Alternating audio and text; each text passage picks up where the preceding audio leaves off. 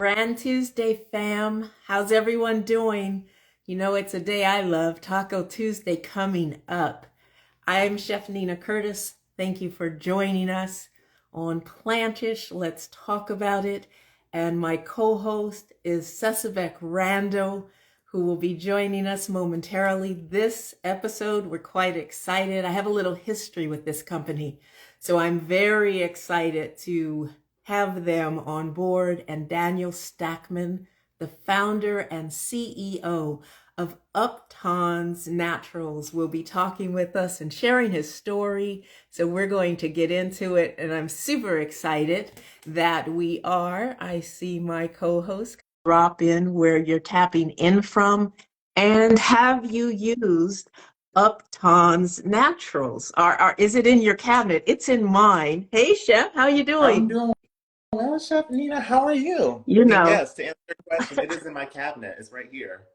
well, I keep it I've on my got, hand. I've got shredded jackfruit and I got banana blossom in my cabinet. And check it out. Upton's, I know you got this too, but Upton sent me the UpDog Upton's tote that is matching my sweater weather.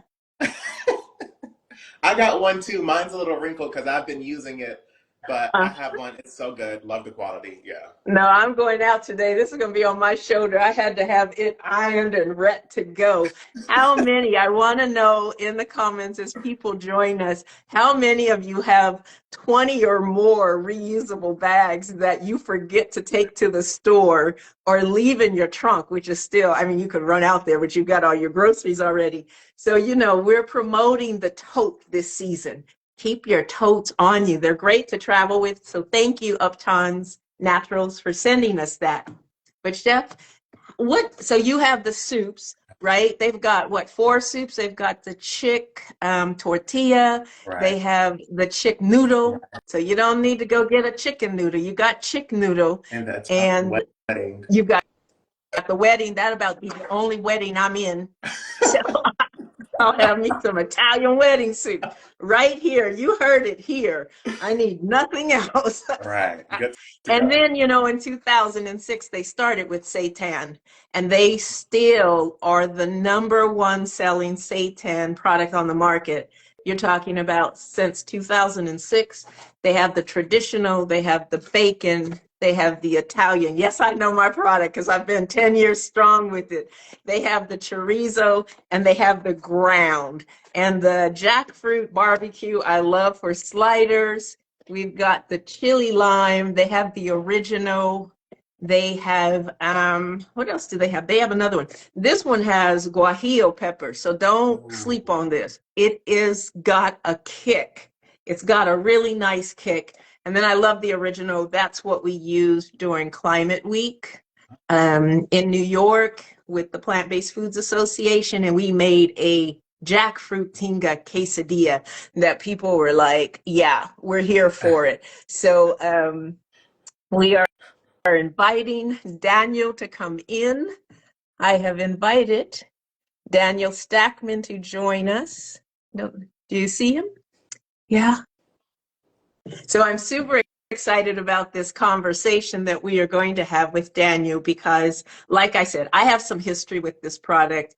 We've talked to a few companies so far, and we've got more to come in 2025.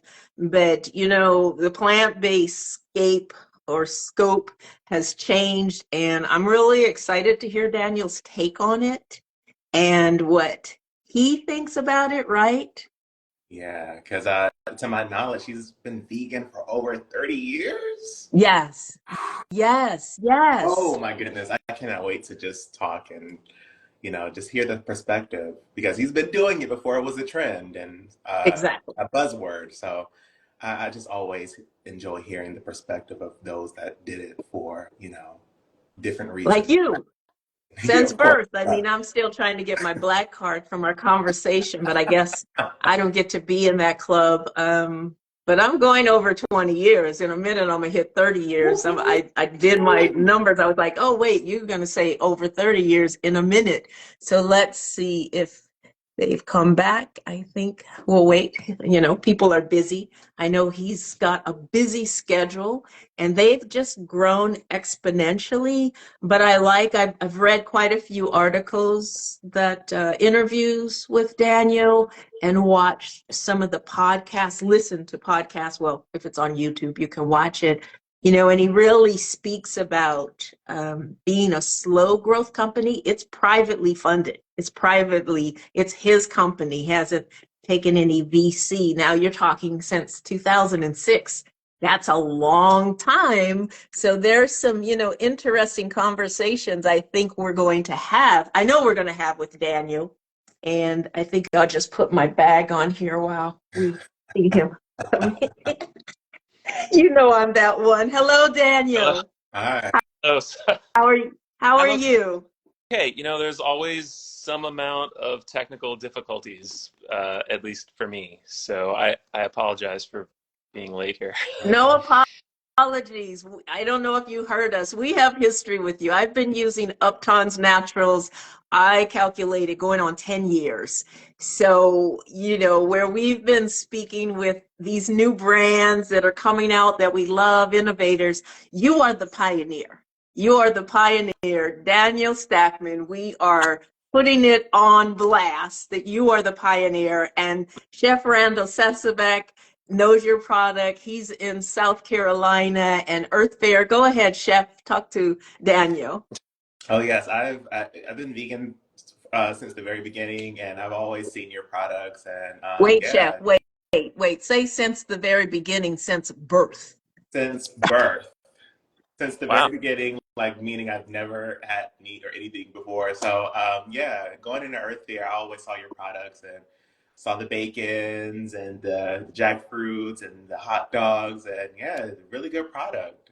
So I'm just really excited to hear what inspired your journey and what continues your journey as you grow and expand. Thank you. Yeah. Daniel, before we get started, my brother's name is Daniel. And so we've grown up with him, and now we must call him Dan. So I want to make sure, do you prefer Daniel or Dan, or it doesn't matter? Dan's fine. I mean, Daniel goes in the signature and on the driver's license, but Dan's fine. Okay. Well, I'll say Dan because I'm thinking of my brother every time I say it. Just for the audience, fam, please tap in where you're joining us from. Have you used Upton's Naturals before? If you haven't, you will after this conversation. So we're very excited to have everyone in. Please share where you're tapping in from. So yes, Chef, as you said to Dan, how did you 2006? Because I've watched a few of your interviews, read a few of your interviews, and I know you said, listen, I was a vegan and I just wanted to make sure I had good product. And that's such a, you know, I think it's not like you're coming from, I'm a businessman and I've been in the food space, and I'm going to get into this, what we call back then vegan. It wasn't called plant-based because I've got over 20 years here. So shed some light or set the table for us, as we like to say. Well, I mean, as the two of you know, back then, it was very different, for sure. When I started, there was just one national brand making seitan, and only a couple of restaurants making it locally. It was always a favorite food of mine, and I wanted to do something that might allow for some activism, and food's a great way to do that. Um, so I didn't have a business or food background. I just kind of figured it out, I guess, and started in a shared kitchen and just started selling to a handful of restaurants locally, and then saved up and took out a home equity line of credit at the peak of that whole like housing thing in the mid to late 2000s, and just got our own space, figured out retail packaging, and just did it. I mean, it was it was a different time. Nobody wanted to invest or give me a loan for anything. I couldn't even get a loan for a delivery vehicle. you know, we were freaks. So Yeah. If you weren't called a freak, you were definitely called weird. My dad's a chef, and when I went vegan, the first thing he said is, "You're just weird. I don't know how we got here. What did we do?" And I just, I said, "You're still gonna love me, so it'll be okay." And he's not vegan now, but he definitely loves and enjoys my food. So, I think your product is a testament, especially all the years that you've been going to. Maybe it was vegans in the beginning, really looking out like you being a vegan and understanding and still understanding, but vegetarians, flexitarians, omnivores, and I don't even say carnivores, but some people call themselves that. They don't have the canine for that. But I just love this that I have such a history. I don't know if you saw Chef Randy, his cabinet. You send us some products, so we love that. But I keep my banana blossom. I keep I dropped it, my shreds, my jackfruit. I have the original up there. So it is a product that I think a lot of people, if they haven't purchased it yet, are going to realize, since 2006, you made a product. And I like the way you talk about your clean products. So over 31 years, I think now as a vegan, how has that impacted your business and your decisions and your strategies and just the ethics of how you run your company? well, I mean, I always kind of look at it from a personal point of view. You know, what are the things that I want to eat? Um, you know, the majority of our innovations after that first round of products, the chorizo and the Italian seitan, have really just continued to be sort of home style recipes that maybe help save some steps for people. Like we were the first in the world to launch a preseason jackfruit like that, which was a result of, you know, having it at some restaurants and dealing with the cans at home and the slow cookers. And I just really wanted to speed that process up because, you know, you don't always have 2-3 hours to prepare something at home. Um, and it when you don't have to answer to anybody, it's real easy to just say these are my standards and that's how I'm going to do it. Um, and I've just tried my best to continue that sort of philosophy of only launching products that I personally believe in. I love that. You make a great point when you don't have to answer to anyone because we see, I mean, I'm in business. I've used, Upton's Naturals, but that's personal and professional. I've used it in commercial kitchens. I work with it with my clients. So when you have that business sense, or you need to look at things from the profit line, the bottom line, how are things working for you? I think it's really important that you have a product that whether it's professional or personal, it's already easier on the labor of having to, with a plant-based menu or a restaurant, we know there's a lot of labor because you're preparing a lot of things from scratch typically. But Uptons really helps us out on that level. And then the point, not having anyone you have to answer to. And I've been in that position, where all of a sudden it feels like they are being taken over from you because people have put money on the table and they have expectations. But sometimes it's like, I always say, who am I getting in bed with business wise? To be very mindful, anybody that's listening, a food service operator, a lot of entrepreneurs tapping into our live, and then those that are consuming and want to consume. But I think you make so many points. You don't It's have any pressure on you, and you come from a vegan point of view. Go ahead. I'm Yeah, sorry. no, I was going to say, I mean, it's hard for a lot of operators, especially in the last few years, when you have companies, you know, with like Bill Gates money and all these celebrities, and they contact you and they're like, "Hey, what if we gave you 50 free cases just to like tag us on Instagram?" And it's just a different game. Yeah. Yeah. How do you, with the growth you probably have the best lens to be looking through. How have you remained competitive in this growth market and this technical market? Because you promote and advocate for clean, recognizable ingredients that are whole foods. And that's changing drastically. Would you agree? Uh, it it appears to be changing. Yeah. Um, it's it's been really difficult. I mean, that we've just done our best to maintain the authenticity of the brand, and because we've been around a little bit longer than ones, you know, we we we've tried to be as conservative as we can be in terms of the spending for a lot of the. Mhm. It's I don't want to say it's easy, but it's pretty easy when you have whatever $50 million to go to every retailer and just say, "Hey, I'm gonna give you this money, so just put the product on the shelf, and then if it works, it works." But that's never been something we've been in the position to do really. So, uh, we'll even today we'll try to start with a select number of stores that we think might be sort of our core audience, and then if the product does well, we can build on it from there. Yeah. Uh, It Wow.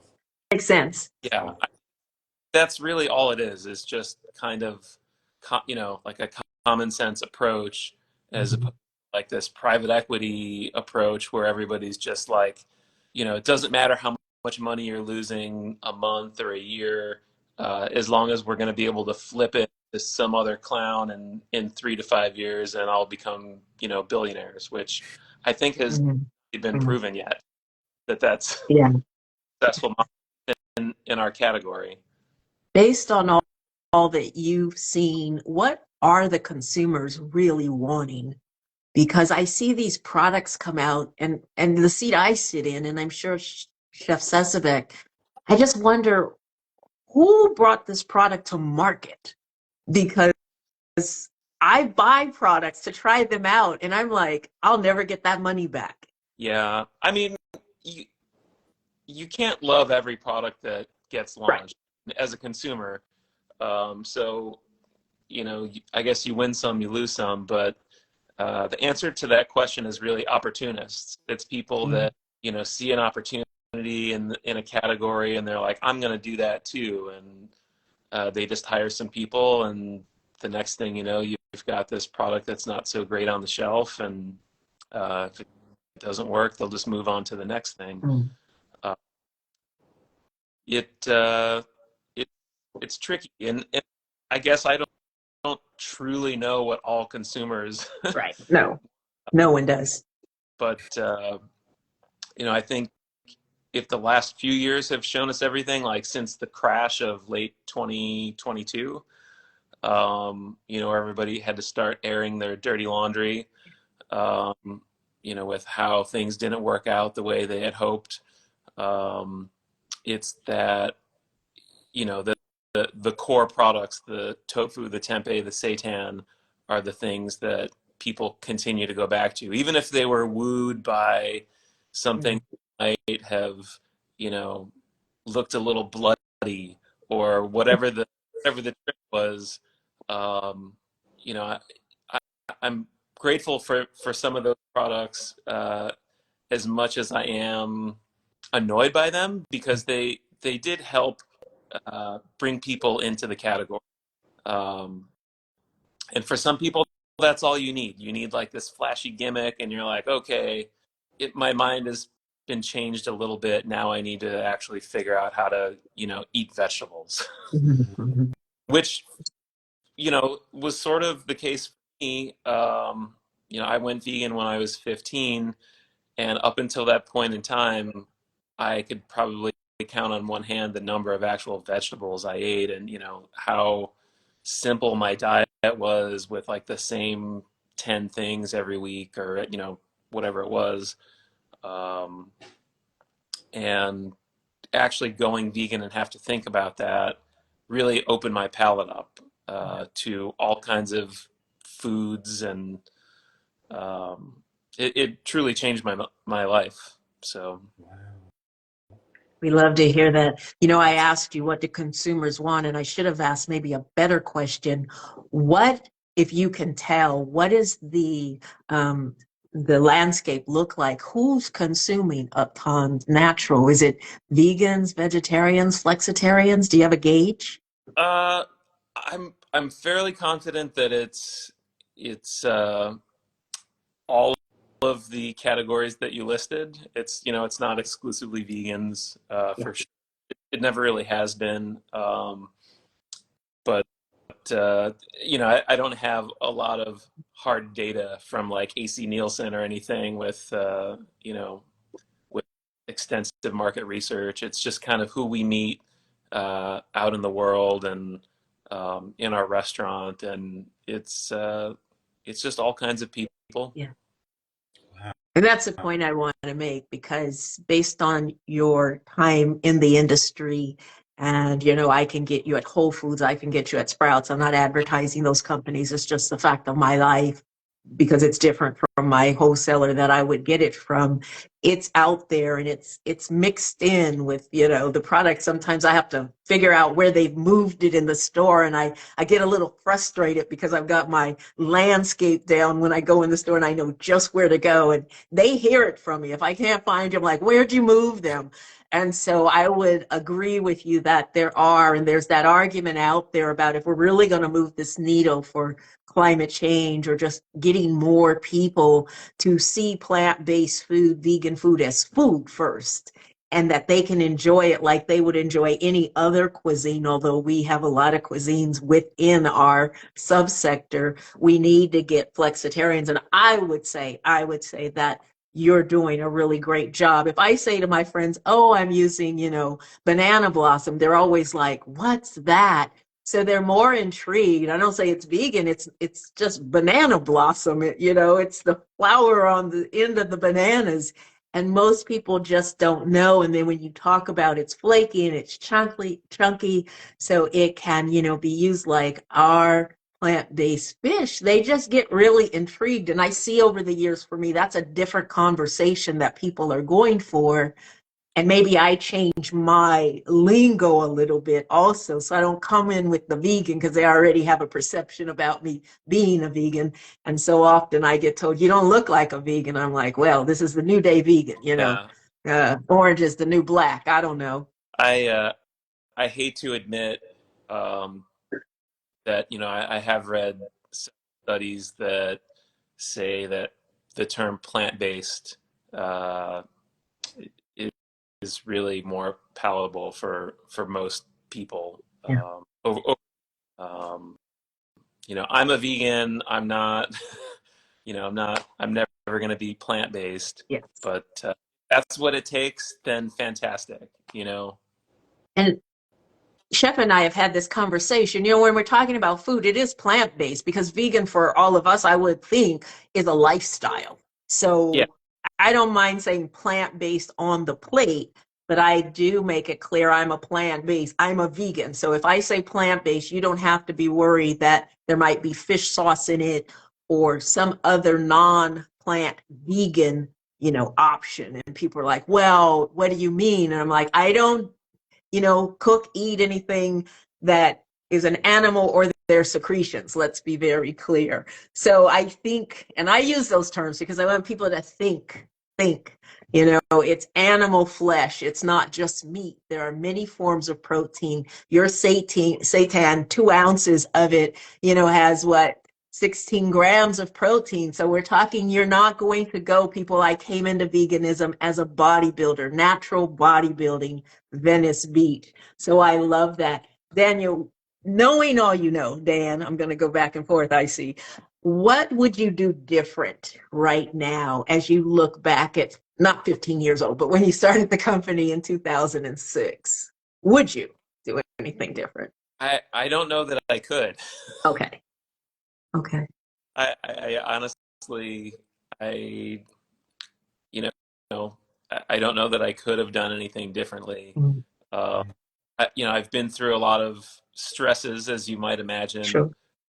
especially over the last, say, 8 years, when all the sort of big money came in and started messing with things. Um, and it would be hard to say that sometimes, that doesn't look attractive, right? You know, where maybe you take some of the risk off your own plate and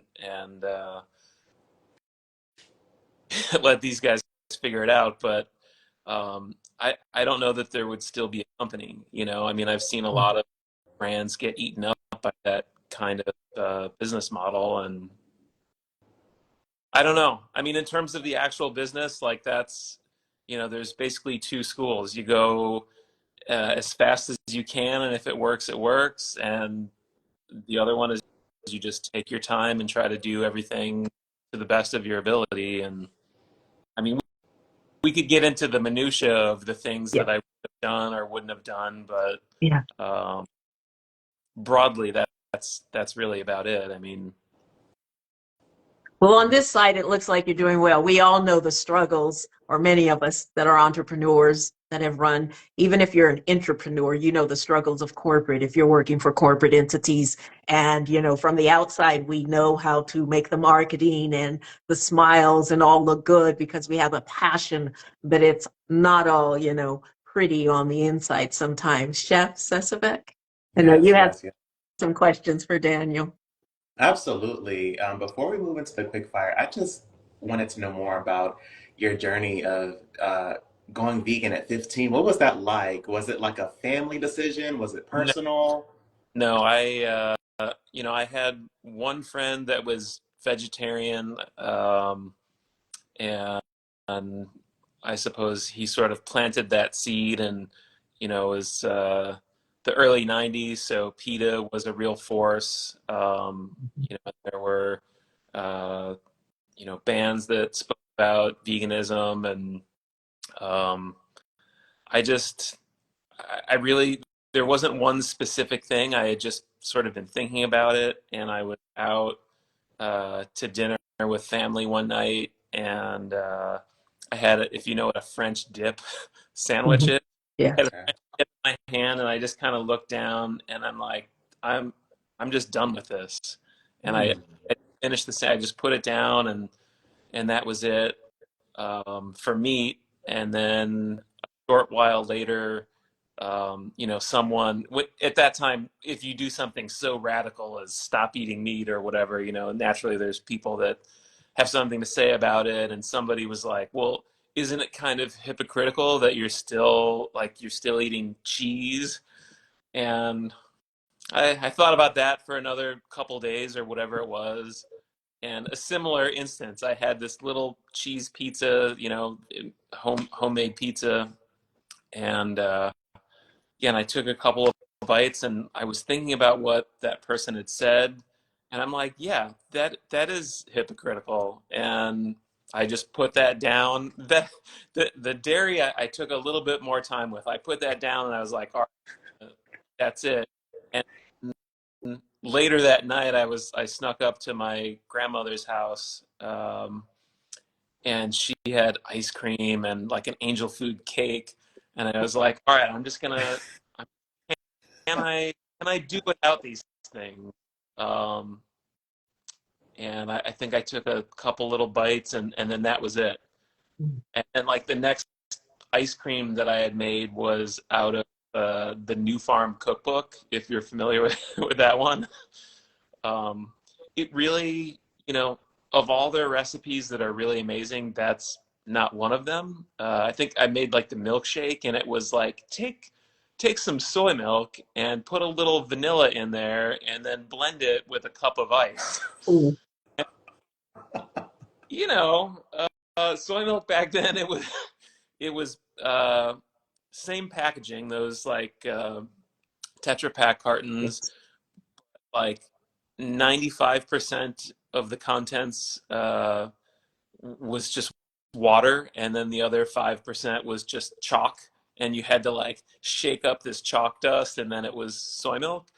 um, so that wasn't great, but wow, did it sure did taste, you know, like a McDonald's shake or something to me at the time. And um, you know, thankfully times changed, and we got all these products that make that so much easier. Absolutely. Mhm. I love that so much. Thank you for that insight. I'm sure so many people can relate. Oh my gosh. Yeah. And I then the can. For sure. I'm, I was having some Absolutely. trigger feelings as Daniel was explaining that shake. I mean, Yeah. people know the answer. It's just whether or not that's the thing they want to prioritize in their life. I mean, it's if you really have a conversation with most people, they, they love animals or they really are concerned about their health or the planet. But then when you start messing with tradition or convenience, then it's like, well, you know, uh, maybe one day. Right. Absolutely. 100. I mean, if I could have suffered with a glass of uh, chalky soy milk blended, with ice 30 something years ago, uh, I think that people could handle going to Shake Shack and getting the oat milk shake or whatever it is instead of Yeah. the dairy. But Beautiful. Wow. All right. So we are about to move into the quick fire round. We have a list of questions here. You can answer them within 30 seconds or so, a couple words, however you feel called to answer. So the first one I have for you is what was the first product Upton's Natural launched? the Italian Seitan. Actually, the Italian and the chorizo were at the same time. Okay. Okay. Beautiful. Italian Next question. first, in the kitchen. Okay. We love that. Next question. Which Upton's Natural product is your personal favorite? Ah, Be Good answer. careful with that answer. probably the chicken wild rice soup. Ooh, that's, yeah, I love it. They're all good Uh, though. could you describe Upton's Natural in just 3 words? No. Mm. All right, I'll use the tagline that we have on the box: "Vegan for a reason." Okay, Vegan for a reason. Hey, we love that's it. a good Okay. tagline. Yeah. What's the most rewarding aspect of leading a plant-based company? Uh, the the saving of the animals. Mm, Mhm. beautiful. And last question. If you could debunk one myth about vegan eating, what would it be? Uh, um, I mean, I'd have to go with the protein thing. Come on, Yeah. Yes. So come relatable. on. Beautiful. Well, those are the quick fire questions that I had for you. Thank you so much for taking the time to answer these Yeah, questions. thanks for having me. We And always say, Daniel, you're in the green seat here, not the hot seat. And we so appreciate your time. We know you're busy. Chef Sesavec and I, we used to do a clubhouse, and for 2.5 years, we had Plantish, and we interviewed people like yourself, pioneers and innovators, and those just in the realm of veganism and as a lifestyle. But we thought about it and we said, there's this gap. I mean, there may be people listening that if you've used your product but never heard from you, don't know your story. And even if they've read it, they haven't heard it personally. So that is what Plantish Let's Talk About is all about. So we thank you. But I want to give you this moment because we put up the replay and you'll see that. What would you like to say to the world in general? It doesn't have to be long and drawn out, but whatever comes to your heart. What would you just like people to know about you, Uptons? We can keep it there because they're hearing it directly from you, and that's the connection. We want to fill this gap of, yeah, like you said, big companies. You never know who's really running it, kind of. yeah, no, you sure don't. I mean, it's tough for me as someone that chose a name and a face to represent the brand that is not my own. um, Not like a big self promoter type. I don't really like the spotlight. But I'm a I'm a real vegan. You know, Yes. this is a mission driven company. Um, it's incredibly tough to compete in a world that uh, mostly doesn't care about any mission other than a financial one. Um, and I just appreciate appreciate everyone's support. I'm doing my best. And your best is good, and we want to applaud you. We know you have a team. I've been able to meet Nicole Sopko in New York, and it was great. And she said, "No, we want to get you to speak to Daniel, and we really appreciate your time, family. Remember, we've got Seitan since 2006. There are 4 products you can get on the shelf. They will be in the cooler section. The cooler section. Your shelf-stable products are your Jackfruit. And there are 4 of those, the original, the chili lime, the barbecue, and the shreds, the banana blossom. For some of you intrigued and wanting to try it out as a fish alternative. For those of you that say, well, I can deal without the dairy, but I don't take my seafood away, we've got that. We've got soups that you can add to. You've got the Italian wedding soup that's got pasta and your spinach in it. And then we talked about the chick soups. There is something for everybody. We've got the UpDog. Upton's does. I just kind of put myself in things, especially when I've had this kind of history with you. It's been such a pleasure to meet you this way. I look forward to meeting you, Daniel, in person at some point. I know that's going to happen now, and we know you're busy. I want, just our fam, our community, because that's what it takes. People say it takes a village. But we are working twofold to get consumers to know the people that are making the product, their integrity, their mission, as you've shared with us. And we're wanting consumers now, if you're going in the store today, you're going in at some point this week to look for Upton's Naturals. If it's not at your store and you want to try it, talk to the store, because the demand is important from the consumer base. Chef Sesabek? Yes, I just want to say thank you, Dan. This conversation was amazing. And as someone that has been vegan since birth, you are so relatable. Like, I just feel so seen by what you're saying. And I'm just so honored that you were able to come on and, share this with us. Thank you so much. Yeah, thank you for having me. Yes, we look forward to having you back. Do you have anything coming out new on the horizon in 2025 that you can speak to? No, I mean, we're always working on something, but Yeah. it's been a tough retail landscape out there. So we'll, Yeah. we'll have to see when retailers are ready. Yes. And can you tell us, I want to make this point because if people are in Chicago, where's your Liberation Cafe?